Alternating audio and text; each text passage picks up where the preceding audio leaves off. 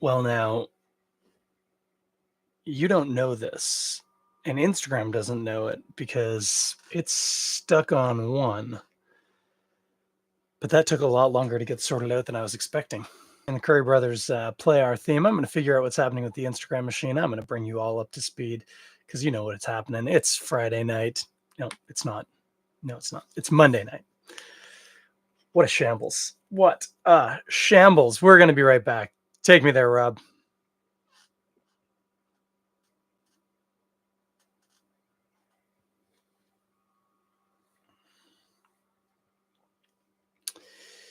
Yeah, we're still having problems with Instagram here. I don't know why. She swallowed the fly. Perhaps she'll die. Let's see. Counting down 3, 2, 1. Nope. Instagram's just getting stuck on 1. This is really letting you guys see how the sausage gets made. Nothing is working right tonight. This is frustrating. First of all, my webcam wasn't working for the YouTube machine. Now my Instagram machine's not working. You know what? I'm going to just reopen Instagram. And yeah, the webcam wasn't working right. That was frustrating. You know how it goes, kids, with your technologies and your socials, media's social, would we say? Maybe we'd say media's social. 3, 2, 1. 1. Nope. Still not happening. Well, we're just going to crack on, and I'm going to see if I can't get this stupid thing running while we do this. This is Monday night. As I said, it is Toronto. This is the Toronto Beer Podcast with me, your host, Chris Schreier. I'm also noticing I'm wearing a black shirt, and on the YouTube camera, it looks like my head's just kind of floating in space. Nothing is working tonight. Nothing is working, but I'll tell you what is working. This bottle of beer is going to work just fine and dandy. This is Timothy Taylor's Landlord, the classic pale ale at 4.1%. And we are live on Instagram. Hello, Instagram. Gosh, sorry that you're joining us late. The Instagram machine was taking forever, but look at that right out of the gate. Someone's joined in. Now, this, if you're just joining us on Instagram, as noted, Timothy Taylor's Landlord Pale Ale requires a bottle opener. I happen to have one conveniently located next to the podcast machine. I'm going to back up so the kids at home can see this. You know, the kids, man, if there's something the kids like more than watching a middle-aged man pour beer, I don't know what it is. All the rage on the Snapsta book or whatever we're calling these things these days. Not the cleanest of clean glasses, but not bad. Look at that color. That is just beautiful, deep amber with a nice white head on it. This is an English style pale ale, not to be confused with the North American, I was going to say younger sibling, but let's be honest, it's like North American grandchild or something. They're a whole different ball of wax, those beers. But this is the English style. Now, full disclosure, often I haven't had the beer I'm doing on the podcast in a while or at all. Sometimes it's totally blind. I just finished one of these with dinner. It also simplifies things because I know what I'm going to tell you to eat with it. It worked really well. On the nose, what are we getting? Some hops, which, if you're a North American pale ale drinker, you're not going to think is that an exceptional thing to say. In this case, though, these are clearly English hops. I don't know for sure, but I'm going to guess like East Kent Golding. That's just a guess. You know me and Goldings. I like them Styrian. I like them East Kent. I don't know if there's any other Goldings out there, but I bet if there are, I'd like them. Malt is clear. It's like an English malt, almost without a doubt. So it's going to be something like Maris Otter, probably. Just a guess. But that really nice, distinctive. There's something to it. There's a little bit more graininess somehow. I can't quite quantify it, but British malts, yeah, a little bit more like fibrous plant kind of thing going on somehow. Mm. And then, yeah, definitely some English ale yeast, without a doubt. Uh, Maybe even like hints of pear on the yeast. It's not pear aroma. You got to go looking for it in what you're getting off the yeast. The yeasts are always kicking off a bit of esters, and this one's maybe a little underripe pear, or like a nice crisp Bartlett pear. Let's get a sip. Mm-hmm. Mm-hmm. Mm. Mouthfeel on that's exceptional. Nice weight to the body, and this beer is probably not gonna have, I mean, you can tell by the clarity, it's unlikely it's got wheat or oats in it, which would be totally normal in a North American, especially if it's a New England style pale ale.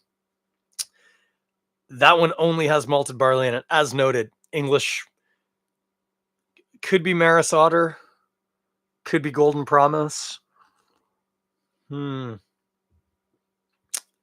something like that anyway. Hops, there's a definite herbal astringency to them, leafy a little. And then, yeah, a very typical English ale yeast, not quite hitting the level maybe that you get off of like Ringwood that you would get from something from the granite, but like English from a mile away. No doubt about it. This is a very, very English pale ale. It's delightful. Mm, nicely carbonated. Mention that in with the mouthfeel. This is obviously out of a bottle. Be similarly carbonated if you got it on draft.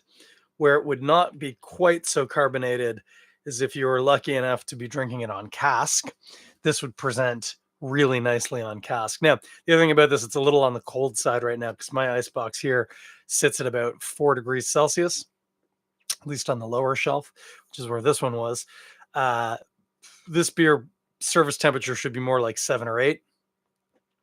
Real purists would want to push that up to like 10, maybe even 11 degrees Celsius. That's a little much for my palate. I still want my beer to be a little cold, or at least cool. I find it 10 and 11. I know it's still like 20 degrees colder than my body, but it just doesn't have the same in my face.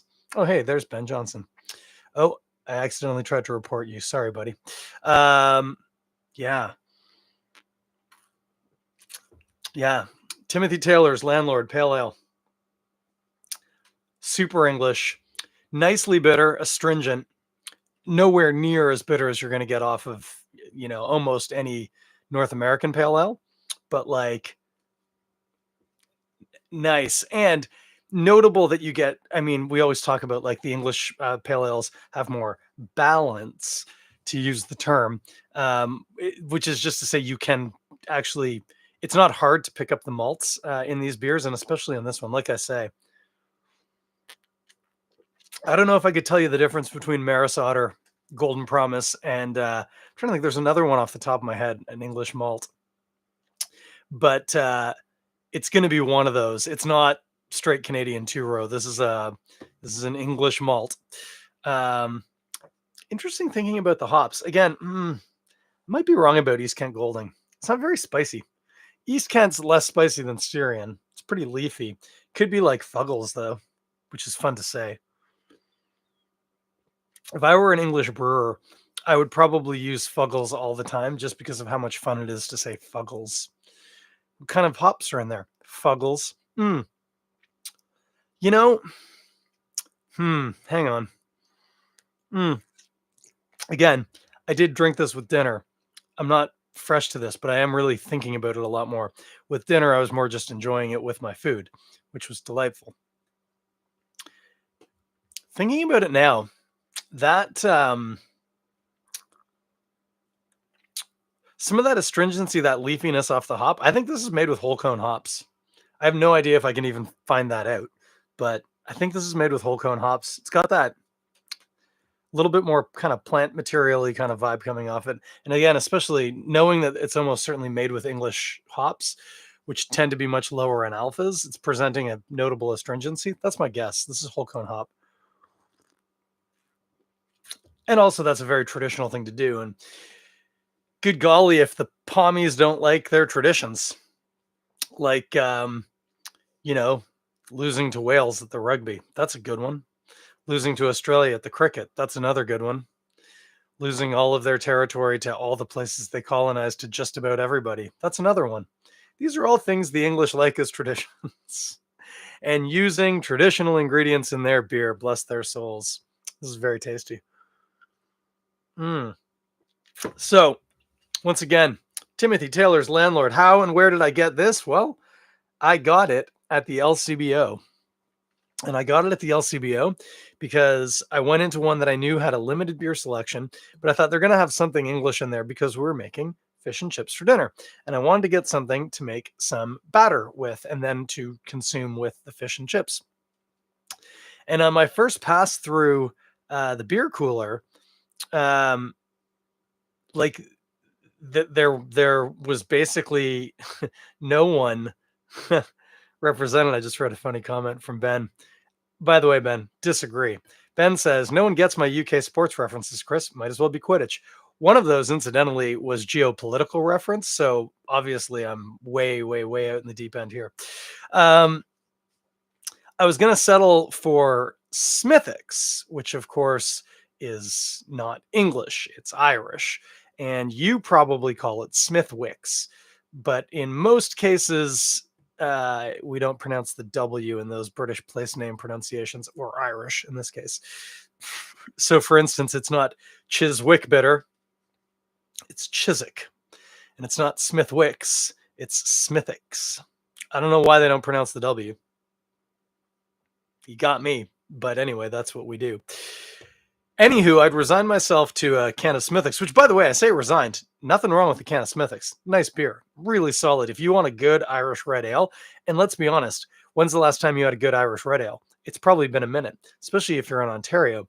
We had a spate of red ales in like the early to mid 2000s, maybe even up to around 2010, 2011. I remember Cheshire Valley made a real nice Irish red ale. Anyway, you don't see that stuff anymore because what people want are hop juice and sours. And now I'm just an old man on my front porch telling you to get off my lawn. Anywho, I'd resigned myself to a Smithix, and then I saw these bottles over with all the Ontario craft beer. This, by the way, not an Ontario craft beer. This is from England. But there it was, and I wasn't going to debate it. I picked up two, and I'm having the second one right now. Made a great batter for the fish and chips. Nice and crispy. Real nice fish and chips, too. Yeah, the Mrs. Erica did a bang up job on the fish and chips. And that's what you should have this beer with. You should use it to make the batter and then make the fish and chips and then eat it with the beer. Now, if you find that a daunting proposition, which a lot of people do, there are not terrible battered fish options in the frozen aisle, but even better, support a local business. You've got a good chip shop near you, I promise. Get yourself a fish and chip, order it. Just be really careful. Don't use a food delivery service, because if you do, the fish will be soggy and the chips will be like mush. They don't travel well. Go and pick them up, get home double quick. Maybe even consider taking the beer with you and just sitting out front and enjoying the fish and chips with the beer. That's going to be just right. And not just because it's a traditional thing. In this context, the beer really will actually elevate the experience of the fish and chips, because, of course, as we always talk about with things like fish and chips, they're quite oily, right? They've been deep fried. This beer with that astringency from the hops is really going to cut through that. And as well, when you've used it in the batter, it's not a huge flavor component, but I always like to believe that, it's doing something in there. So that's what you're going to do with this. It's delightful. You can, oh, hang on. So the beer is warming up, partially because my office is quite warm, and also partially because it's been out of the fridge for about 20 minutes, because that's how long it took me to get the stupid webcam thing working. As it's warming up, actually, now what I'm getting off of the malts, I always hesitate to say a woodiness, but like a woodiness to the malt profile. Think about like the last time you had a nice brown ale, like maybe a a black oak, for instance. Oh, that's a nice brown ale. There's a woody, almost nutty like quality to the malt, which is more pronounced in some of those darker malts they're using. But you get it off of English malts as well, and this has that. As it's warming up a bit, some of that nuance is coming out. It's quite nice. Let's read the bottle. Make sure I have the right brewer. I couldn't even listen to last week's episode because I felt so stupid about misidentifying the brewery. So embarrassing. By the way, just reading the label here, the Classic Pale Ale, ABV, a whopping 4.1%. This is technically a light beer in the province of Ontario. Product of England. Yes, we knew that. Oh, it was brought in by McClelland Premium Imports in Mississauga. How about that? Timothy Taylor Brewery from Yorkshire. Yorkshire. It's fun to say. Don't say Shire. It's Yorkshire. We're getting a lot of English pronunciation here. Let's actually read its label now. Oh, it's from Keeley in Timothy Taylor, brewed by Timothy Taylor's Knoll Spring Brewery, Keeley in Yorkshire. Well, it sounds like they're using spring water from a place called Knoll. Anyway, this is Landlord, the drinker's favorite and the classic pale ale with a complex citrus and hoppy aroma. Citrus, eh? I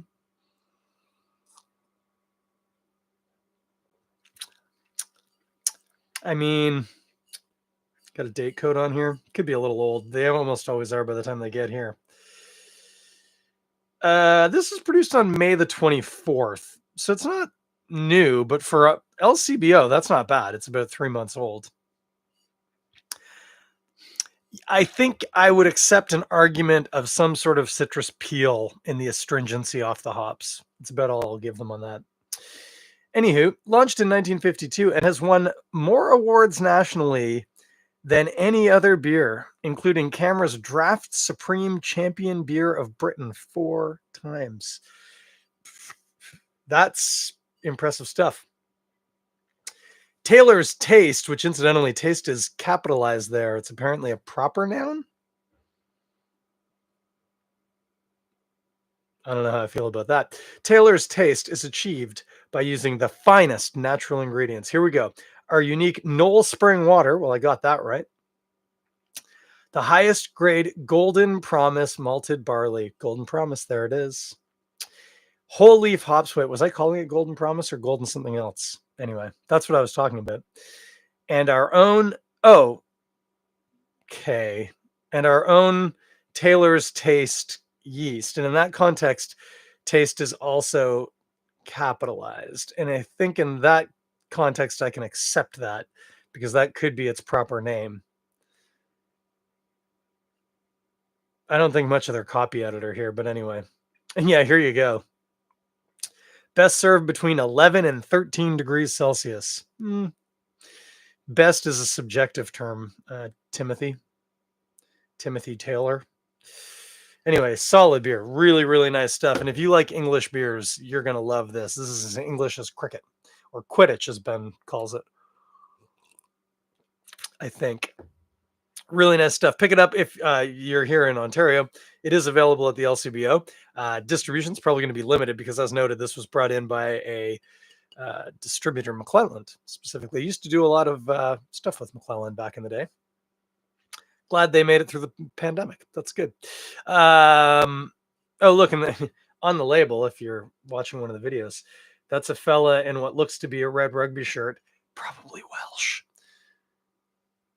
pouring a pint of cask ale, and you can tell because of the gooseneck going down in and the length of that handle. That is a hand pump. This would be delightful on cask. Yeah, grab that at the LCBO. Look it up. See if it's available at your local. If not, they can bring it in, or you can order it online. LCBO does do delivery, including delivery to your local store, in which case you don't pay a fee, I don't think. I think you just have to go pick it up. That is a tasty, tasty drop of English ale. And if you like that sort of thing, it, of course, And for some reason, my Instagram machine just ended the live video. That's odd. Okay, that's indicative of how the way the night's going. We're just gonna knock it in the head right there.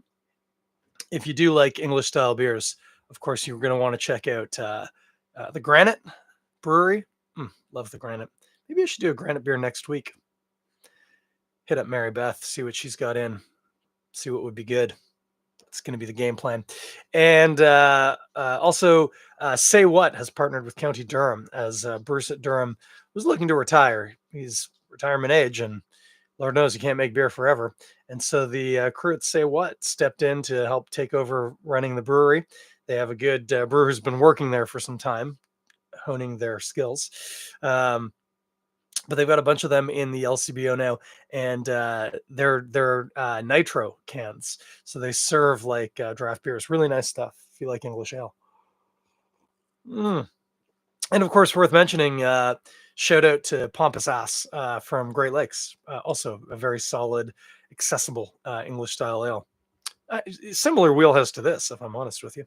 Anyway, Instagram's done. We're shutting it down. That's what we got. Hope you have a good night. Be safe out there. We'll talk. PSA tonight because the wheels are falling off. We'll talk at you next week with something, maybe something from the Granite. Till then, you have a good night. This is Rob Currie and the Currie Brothers. Pick up this record. Link is in the description. It is called Link Ray Gun. This track, the album is We Are the Currie Brothers. Have a good night.